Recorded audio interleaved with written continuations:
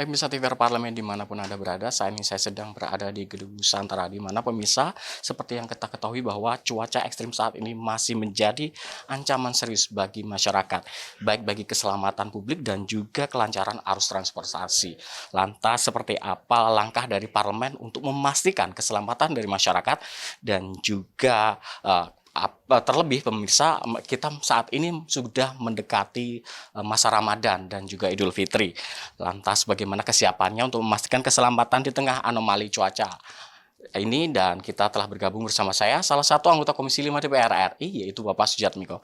Bapak izin, bagaimana Komisi 5 memastikan Pak di tengah himpitan dari anggaran yang dikurangin, uh, anggaran tahun ini dipastikan bagaimana untuk cukup dalam pemeliharaan dan juga pembaharuan dari alat deteksi dini cuaca.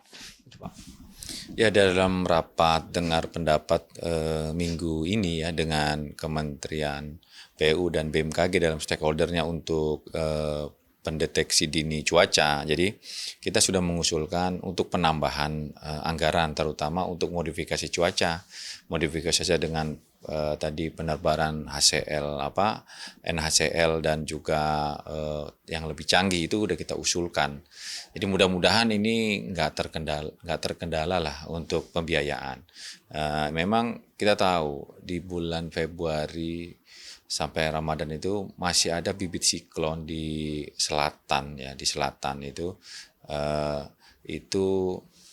mudah-mudahan sih ini tidak berkembang dengan pesat dan akhirnya nanti bisa hilang dan cuaca ekstrim yang dikatakan ekstrim, curah hujan di atas 150 mm per hari ini tidak terjadi. Jadi tidak ada bencana susulan sih. Itu harapan dari kami.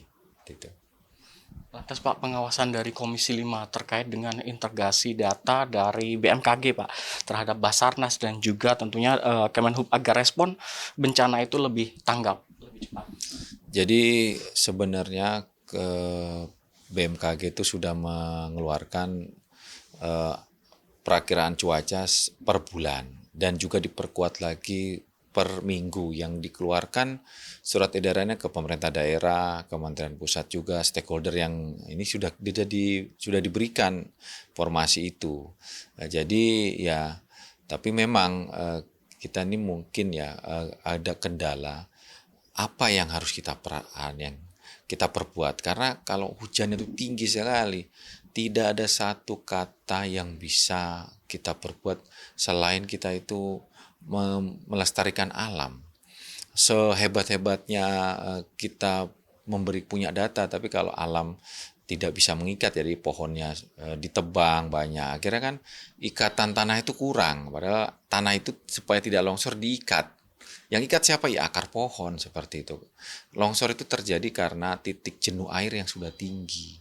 Jadi tidak ada yang mengikat. Nah, kalau ada yang mengikat itu tidak terjadi longsor karena titik jenuh air itu tinggi, akhirnya terjadilah longsor. Nah, itu yang membuat jadi bencana alam. Dan juga air itu langsung turun ke bawah karena pohon-pohon tidak mengikat itu. Itulah yang harus kita perhatikan, peran kita untuk melestarikan alam kita.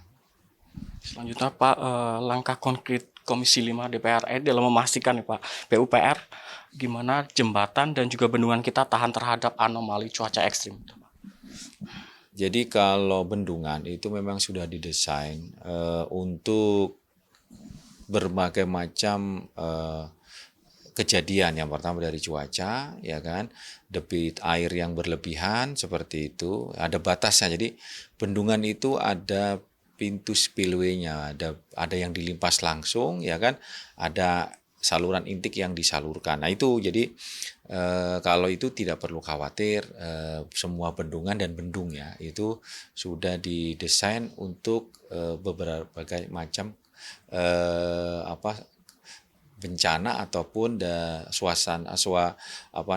nanti sesuatu yang akan timbul. Jadi tidak perlu dikhawatirkan karena itu sudah didesain dan kita memasukkan biasanya untuk itu sampai 5 tahun, debit air 5 tahunan, 50 tahun dan bahkan sampai 100 tahun itu sih.